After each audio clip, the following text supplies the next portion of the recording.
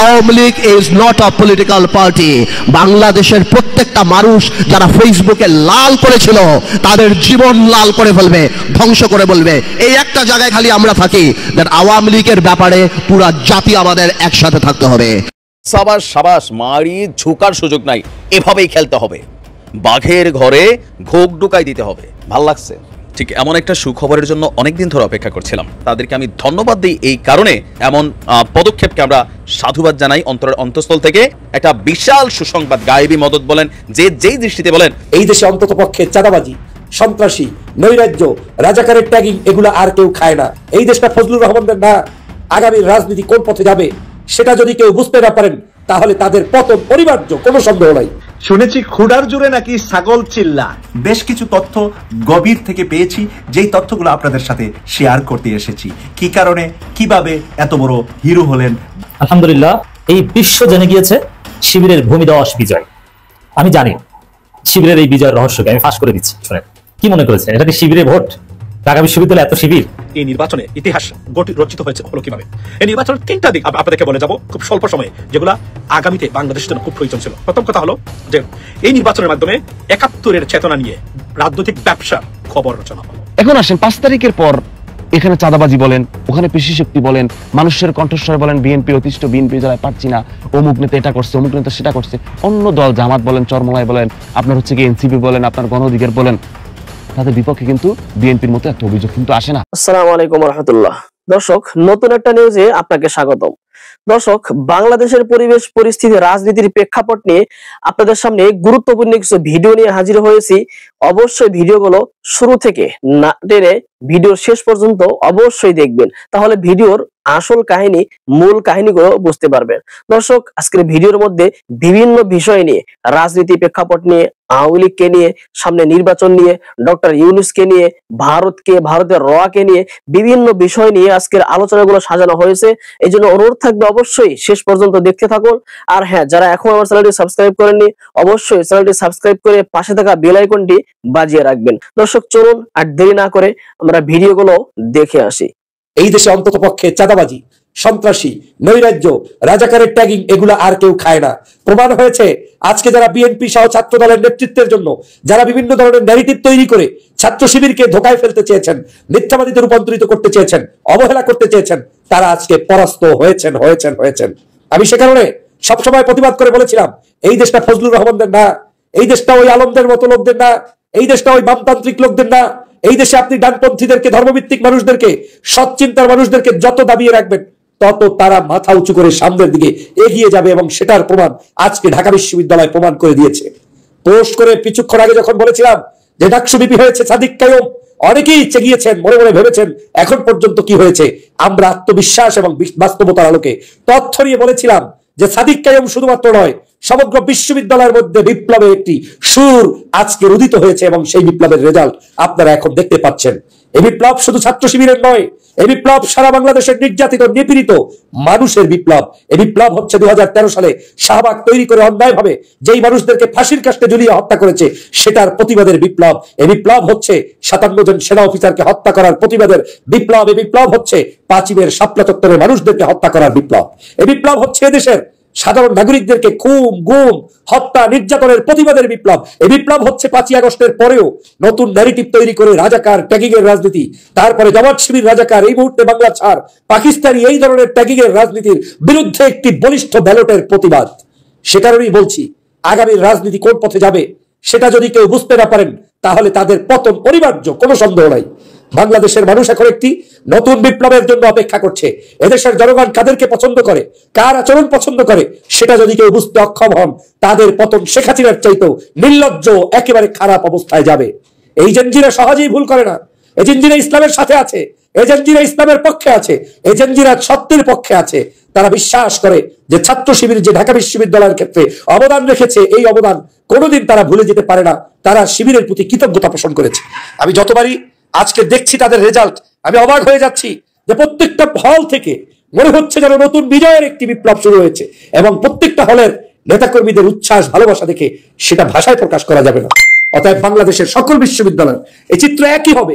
ঢাকা বিশ্ববিদ্যালয়ে যেখানে শিবির জয়যুক্ত হয়েছে, সারা বাংলাদেশেই সেই একই চিত্র আপনাদেরকে দেখতে হবে, অপেক্ষায় থাকতে হবে। অতএব সন্ত্রাসবাদ দিয়ে, চাঁদাবাজি দিয়ে, ধর্মবিরোধী ট্যাগিং দিয়ে, বাংলাদেশের মানুষদেরকে যাকে তাকে রাজাকার আলবদর বানিয়ে দিয়ে, পাকিস্তান পাঠিয়ে দিয়ে আপনি এদেশের কারো মরপুত জয়যুক্ত হতে পারবেন না।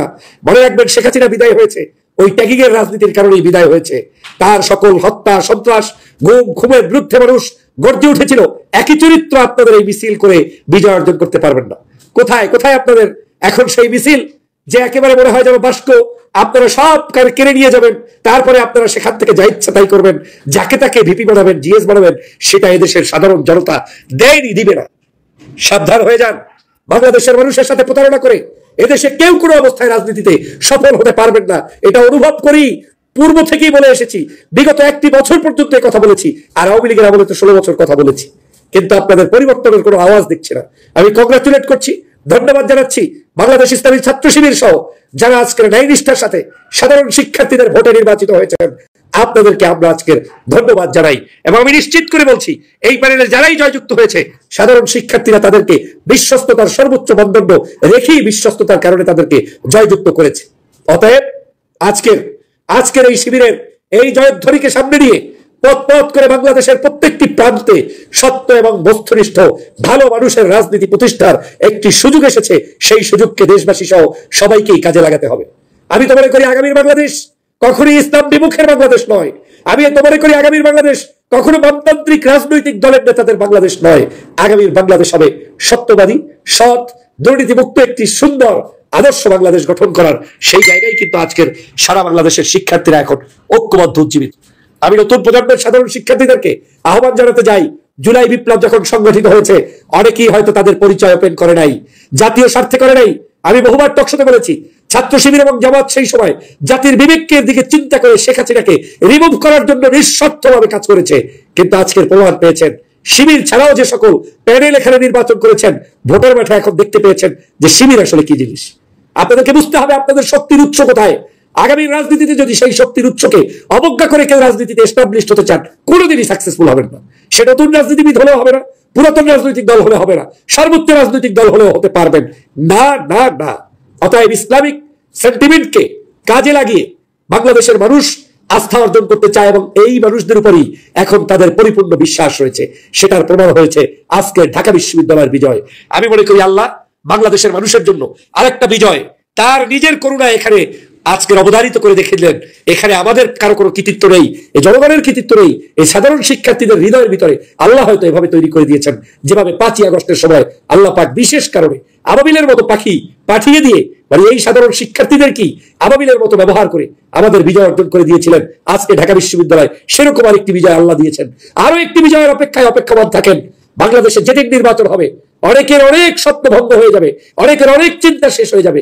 বাংলাদেশের মানুষ একটি সঠিক সিদ্ধান্ত নিয়ে সৎ ভালো মানুষদেরকে সেদিনও নির্বাচিত করবে। সেদিনের অপেক্ষায় থাকবেন, সেদিনটি দেখার অপেক্ষায় রন। এই দেশ আর কখনোই সেই পুরনো বস্তা পচা জায়গায় ফেরত যাবে না, এবং পুরাতন সেই নিয়মে বাংলাদেশকে আর নিতে দেওয়া যাবে না, হবে না, হবে না।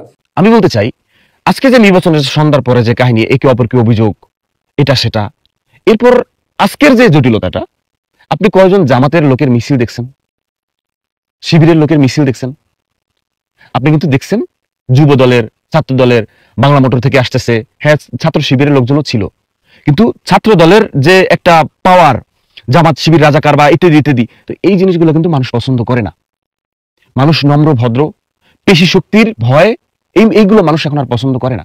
আপনাকে বলবে ভাই আপনার সাথে আছি, ভাইয়া সাথে আছি, যাকে মতো যে ভোটটা, সে তার মনে যে আছে, দেশের জন্য যে ভালো, দেশের জন্য যে কাজ করবে, এই মনটা যাকে মনে হবে ভোটটা তাকিয়ে দিবে। বিএনপির এই যে মনে করেন যে ছাত্র দলের যে ভিপি হতে পারলো না, এটা বিএনপির জন্য বিশাল বড় ধাক্কা। মানুষ কিন্তু এখন বলবে বিএনপির মানে পতনের সূচনা, এটা মানুষ বলবে। এখন আসেন 5 তারিখের পর এখানে চাঁদাবাজি বলেন, ওখানে পেশি শক্তি বলেন, মানুষের কণ্ঠস্বর বলেন, বিএনপি অতিষ্ঠ, বিএনপি জেলায় পারছি না, অমুক নেতা এটা করছে, অমুক নেতা সেটা করছে, অন্য দল জামাত বলেন, চরমলাই বলেন, আপনার হচ্ছে কি এনসিপি বলেন, আপনার গণ অধিকার বলেন, তাদের বিপক্ষে কিন্তু বিএনপির মতো এত অভিযোগ কিন্তু আসে না। আমার কাছে মাঝে মাঝে দুঃখ হয়, আমি যদি ওই মানে বিএনপিতে যোগ দিতাম, যোগ দিয়ে যদি নিজের শক্ত অবস্থান রাখতাম, একদম কেন্দ্রীয়ভাবে যাইয়া ভাইয়া তুমি চাঁদাবাজি করবা, তুমি দলে থাকতে পারবে না, ওই দলে থাকতে পারবো মানে তোমাকে শোকজ, তোমাকে বের করলাম, আবার ডান হাত দিয়ে বের করলাম, বাম হাত দিয়ে করলে আস্তে ঢুকাইলাম, এমন চলবে না। কারণ এরকম নিউট্রাল বাংলাদেশ স্বৈরাচারকে সরানোর আমাদের মানে জীবন মরণের পরীক্ষা ছিল। সেইখানে এসে বিএনপির রিপুটেশন যদি দিন দিন খারাপ হয়, বিএনপির জন্য আমার সত্যিকার অর্থে আফসোস লাগে। আমার সত্যিকার একটা আফসোস লাগে, কারণ আমার 2-4টা ভাই বিএনপি করে, আমার 2-4টা ভাই আমার বাপ চাচারা এরকম পার্সন আছে আমার কাছে খুব নিয়ারেস্ট। ধান খেতে তারা থাকছে, পুলিশের ভয়, আওয়ামী লীগের ভয়, ঘরে থাকতে পারে নাই, নতুন বিয়ে করছে, বউ থেকে পালাইছে, বউ থেকে সে অন্য বাসায় গিয়ে থাকছে, দিনের পর দিন জেল খাটছে, চুরি করে নাই, তারপর গরু চুরির মামলা দিয়ে জেল খাটানো হয়েছে, আমি দেখছি। তারা ত্যাগী। আমরা আন্দোলন করছি 1 মাস, আমার এই বাচ্চা ছাড়া যারা বিএনপি করে এরা আন্দোলন করে আসছে 15 বছর 16 বছর। তাহলে এখন ইশাক ভাই যেটা করলো, রিপুটেশন নষ্ট হলো না? আপনি অপেক্ষা করেন, মানুষ আপনাকে চেয়ারে বসাবে যে ইশাক বাবা তুই এখন চেয়ারে বস।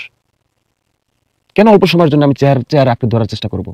ওই জামাতের একজন পার্সন তো সেটা করে নাই, তারা মাথা দিয়ে খেলছে, তারা প্রশাসনে মনে করেন উপরের জায়গায় ভালো লোক বসাইছে, তারা চাঁদাবাজির দিকে আগায় নাই, তারা পেশি শক্তি দেখায় নাই, তারা একটু হলে রাজপথে আইসা জামাতের চামড়া তুলে নেবো আমরা, রাজাকারের বাচ্চা বিএনপির চামড়া তুলে নেবো আমরা বলে নাই তো তারা আপনাদের মতো। কারণ মানুষ এখন ওগুলা পছন্দ করে না, মানুষ নম্র ভদ্র সুন্দর শান্ত শিষ্ট এগুলো পছন্দ করে। আপনাদের কি দরকার ছিল? 5 তারিখের পর আপনারা নিজেদের পায়ে নিজেরা কুড়াল মারছেন, সেই ব্যাপারটা আপনারা করছেন। এবং আজকেও যেটা হয়েছে 100তে হারছে, কি হয়েছে? আমি জাতীয় নির্বাচনে জিতবো, আমার দল জাতীয় নির্বাচনে জিতবে, আমি সেইভাবে সেই পথে হাঁটি, আমি মানুষের কাছে যাই, মানুষের সেবা করি। আজকে যেই মনে করেন মিছিল মিটিং আপনারা যতটুকু করছেন, যেই মনে করেন একটা রাজপথে কাঁপানো ব্যাপার, এগুলো তো মানুষ পছন্দ করে না। রিয়েলিটি মেনে নিতেন, হইতে পারি নাই, ওকে ফাইন, কর্মীর কাছে যাই, সাধারণ মানুষের কাছে যাই, গিয়ে সেবা করি, জাতীয় নির্বাচনে যাতে করে জিতি সেই পরিস্থিতি তৈরি করি। আপনারা ওই মনে করেন নয়ন ভাই এসব স্লোগান দিবে, অমুক ভাই এসে, এবার একজন ওই যে ছাত্রলীগের সভাপতি ছাত্র দলের সভাপতি ঢাকা বিশ্ববিদ্যালয়ের শম্ভু না কি যেন নামটা, সে তো শিক্ষক প্রক্টরের সাথে না বিসির সাথে যেন ঠাকুর দিয়ে টেবিলে কথা বললো। তারপর রাকিব ভাই বারবার সরি একটা শিক্ষকের সাথে কথা কিভাবে বলতে হয় সেটা নিয়ে প্রশ্ন তুলছে। এটা আজকে রিপুটেশন, তার এক থাপ্পড়ের জন্য, এক মেজাজ খারাপের জন্য রিপুটেশন কারা খারাপ হয়েছে? বিএনপি খারাপ হয়েছে। কার খারাপ হয়েছে? তারেক রহমান খারাপ হয়েছে। কথাগুলো না বললেও পারতাম, কিন্তু আফসোস হয় বিএনপি একটা জনপ্রিয় দল ছিল বাংলাদেশে। আপনারাই দেশকে চালাবেন, দেশে উন্নত জায়গায় নিয়ে যাবেন, তা আপনাদের কর্মীদের জন্য, উগ্রতার জন্য আপনারা নিজেদের রিপুটেশন নিজেরা খারাপ করতেছেন। এই নির্বাচনে ইতিহাস রচিত হলো কিভাবে? এই নির্বাচনের 3টা দিক আপনাদেরকে বলে যাব খুব স্বল্প সময়ে, যেগুলা আগামীতে বাংলাদেশের জন্য খুব প্রয়োজন ছিল। প্রথম কথা হলো যে এই নির্বাচনের মাধ্যমে 71-এর চেতনা নিয়ে রাজনৈতিক ব্যবসার খবর রচনা হলো। 71কে নিয়ে গণতন্ত্রের নামে স্বৈরতন্ত্র, সুশাসনের নামে দুঃশাসন, লুটপাট, খুন খারাপি, দেশকে আরেকটি রাজ্যের খরচ রাজ্য বানানোর যে মেকানিজম তৈরি করেছিলেন, সেটার খবর ঢাকা বিশ্ববিদ্যালয়ের টাকশো থেকে আজকে হলো। বাংলাদেশের নতুন প্রজন্ম অবশ্যই এগুলো কানে দেয় না, এগুলো মনে করে এগুলো ভারতীয় এজেন্ডা, এগুলো বাংলাদেশকে বিভাজিত করে শোষণ করার এই প্রক্রিয়ার প্রতি তীব্র প্রতিবাদ জানিয়ে, ঘৃণা জানিয়ে এটা বিরুদ্ধ অবস্থান নিয়েছে। That is the new beginning and end of this, এই আপনার এই রং চেতনা, 71-এর চেতনা, সেটা। সেকেন্ড থিং হলো যে এই গতানুগতিক রাজনীতি, অল ফ্যাশন পলিটিক্যাল সিস্টেম, পলিটিশিয়ানসদের ব্যবহার, সেটা বাংলাদেশে ডিসফাংশনাল, নট কার্যকর, নট ফাংশনাল এনিমোর, সেটা প্রমাণ করে দিয়েছে নতুন প্রজন্ম। তারা বলেছে যে আমাদের ভোট পাইতে গেলে সৎ, যোগ্য এবং সত্যিকার অর্থে এই দেশপ্রেমিক মানুষ যারা আছে তাদেরকে নিয়ে আসতে হবে, রাজনীতিতে সংস্কার করতে হবে নিজেদের দলের ভিতরে, নেতৃত্বের টোটাল মেকানিজমের, তাহলেই আপনাদেরকে আমরা ভোট দিব। যা বর্তমানে আমরা মানে এই যে প্যানেল জয়ী হয়েছে সেখানে দেখতে পাচ্ছি, আপনাদের এখানে নাই। সুতরাং এই হলো বাস্তবতায় দুটো বিষয় তারা রায় দিয়েছে। আরেকটা রায় কি দিয়েছে? আরো একটা রায় দিয়েছে যে এই যে সবসময় বলে থাকেন ওই যে জামাত শিবিরের বট বাহিনী বেশি, আপনার তাদের 3টা-4টা আইডি অনলাইনে, এগুলাই হলো তাদের সোশ্যাল মিডিয়ায় তাদের আপনার প্রেজেন্সের বা উপস্থিতির কারণ, আসলে তাদের কোনো ভোট নাই। সেটাকে খবর রচনা করে একদম ধ্বংস করে দিয়ে আপনার বর্তমান এই জামাতে বা শিবিরের এই প্যানেল তারা জয়যুক্ত হয়েছে। অর্থাৎ তারা বলে দিয়েছে যে আপনারা যদি নিজেদেরকে পরিবর্তন না করেন, তাহলে আগামী নির্বাচনে যদি আমরা ভোট দেওয়ার সুযোগ পাই, তার চেয়ে ভয়ঙ্কর হতে পারে আগামী জাতীয় নির্বাচনের result. That is our line, ladies and gentleman. এই 3টা বিষয় এবং প্রমাণ হয়েছে। সেটা কি? সেটা হলো আপনি ওই ধর্মদ্রোহী, ধর্মহীন, বাটপার আর ভারতীয় এজেন্ডা খাওয়া বামপন্থী থেকে শুরু করে যারা আছেন, তোমাদেরকে আমরা কখনোই গুনি না। তোমাদের এই কথাগুলা আমরা মনে করি না এগুলা বাংলাদেশের পক্ষে যায়, এগুলা বাংলাদেশ বিরোধী এবং বাংলাদেশকে কুকীর্ত করে রাখার ষড়যন্ত্র বলে আমরা মনে করি। সেটা তারা ব্যর্থহীন ভাষায় এই ডাকসু নির্বাচনে তারা ভোটের মাধ্যমে নতুন প্রজন্ম এত অপপ্রচার থাকার পরেও তার প্রতিষ্ঠা করে গেছে এবং বলছে enough is enough, shut your mouth right now, we want a new progressive political party and progressive system, we are not inclined to stay with this old fashioned political system. That's what exactly happened, ladies and gentlemen. Above all, who won? Bangladesh won, and ভারতপন্থীরা এখানে জয়ী হয়েছে, defeated pretty badly. আর একটা জিনিস সেটা প্রমাণ করেছে ঢাকা বিশ্ববিদ্যালয়ের ছাত্রছাত্রীরা। কি প্রমাণ করেছে?